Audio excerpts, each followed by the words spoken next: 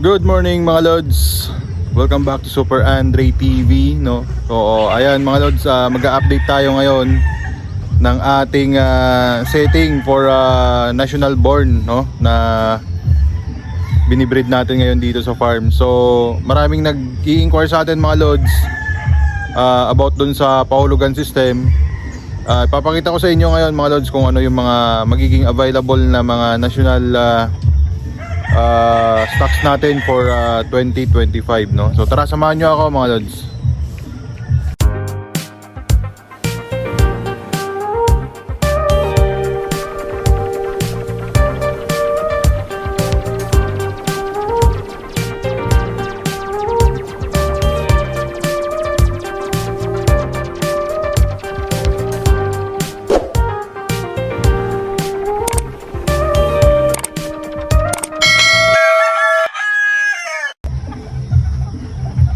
So ito mga Lods, ang pen number 1 natin. Ayan, ang setting natin dyan ay claret yung ating broodstag. Ayan siya. Tapos ang kanyang mga asawa ay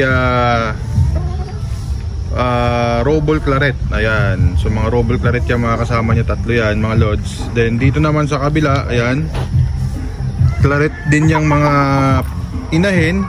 Tapos ang ating broodcock dyan ay ang Super Kelso ni BTX. Ayan mga Lods, yan ang inaabang-abangan natin na mapapalabas natin dyan mga Lods, no?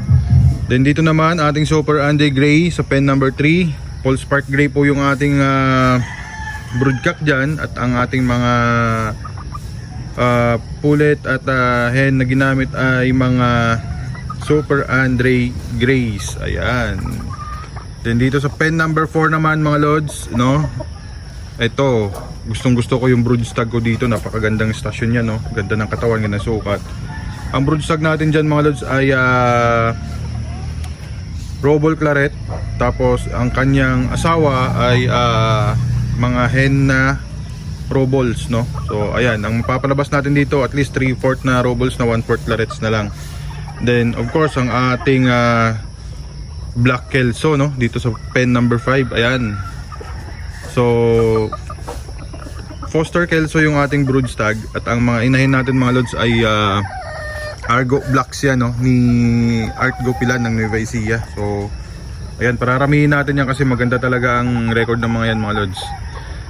Then dito sa pen number 6 natin, ayan, ang ating Bornok line, no, na Super Andre Whites. At sa pen number 7 naman, ito naman yung mga linyada ni Putol, no, Super Andre Whites din. Magkakapatid yung mga babae. Tapos magkaiba lang yung broodcock, no. Dito kay Bornok to, dito kay Putol. So ayan mga Lods. And then ito naman ang Black Kelso din ang mapapalabas nito mga Lods, no. So blacks ng ating broodcock naman dyan, baliktad. At ang inay natin ay Kelso. And dito naman sa pen number 9 natin, ayan, Gilmore, pure Gilmore na yan, straight Gilmore.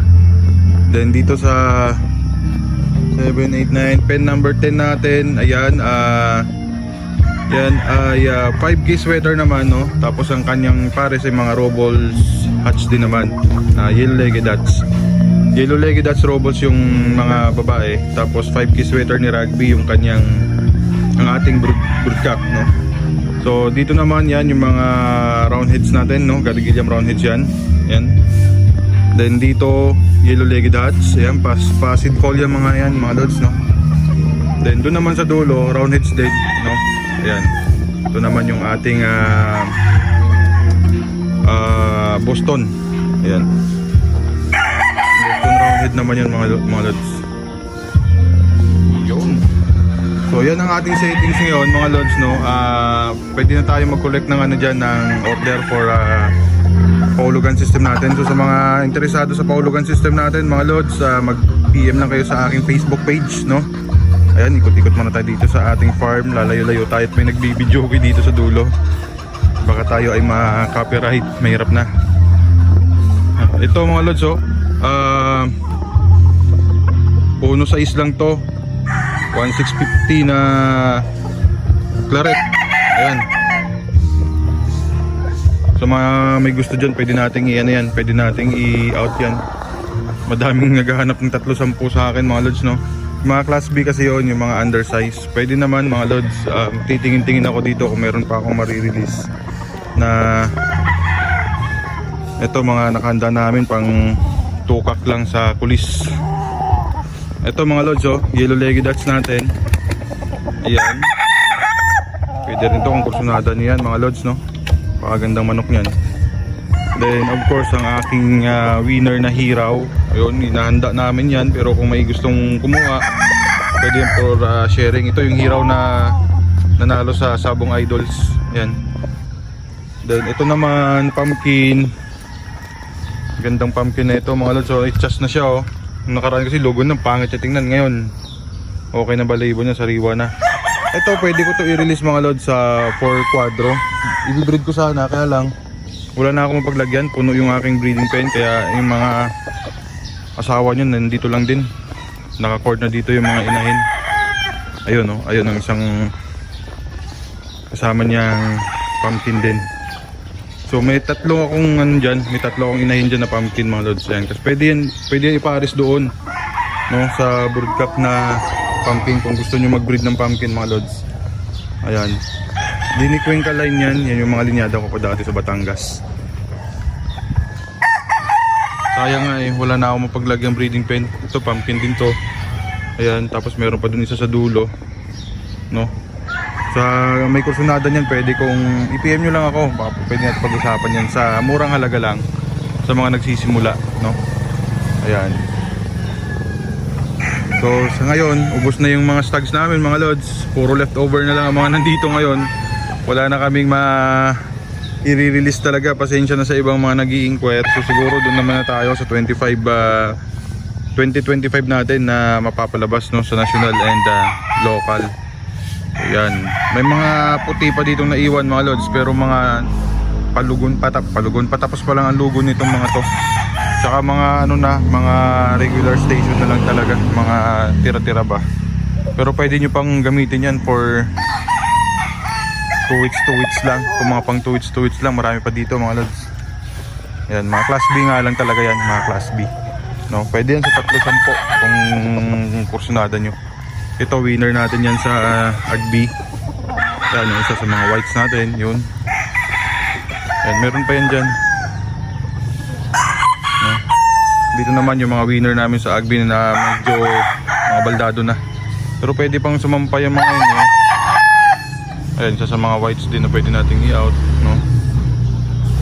So yun lang mga lods, no? Maraming salamat sa mga nagpa-follow sa amin at mga nag-aabang sa vlogs natin, no? Ayan. So yan ang setup natin dito ngayon mga lods, no? Again, ang gamit natin dito ay 56 na inahin, no? 56 heads din mga yan mga lods. So hopefully makapag-load tayo at least first batch ng 300, second batch 300. Dalawang batch lang gagawin ko dito sa national mga lods dahil nga limited space tayo. So wala tayong mapaglalagyan yan. So yan, puno yung ating breeding pen, no? Doon naman, papasilip ko sa inyo muna mga lods, no? Dapat ibang video to eh. Yun yung aking mga early birds, no? Meron na tayo dito. Madami dyan mga kelso tsaka clarets. Ayan. Dito sa likod sila kumakain mga lods, oh. Yan, oh. Yan yung ating mga early birds. So yan, linis-linis tayo dyan. Yan sila mga lods, yung kanilang barn. Yan sa loob ng barn, meron pa dyan mga lods, last batch. Hindi ko sila muna pinagsama-sama sa labas kasi medyo malalaki-laki na itong mga first batch natin. Baka mabuli at mabugbog nila. So yun lang mga lods, maraming salamat. At God bless po and mabuhay ang lahat ng sabongerong Pilipino.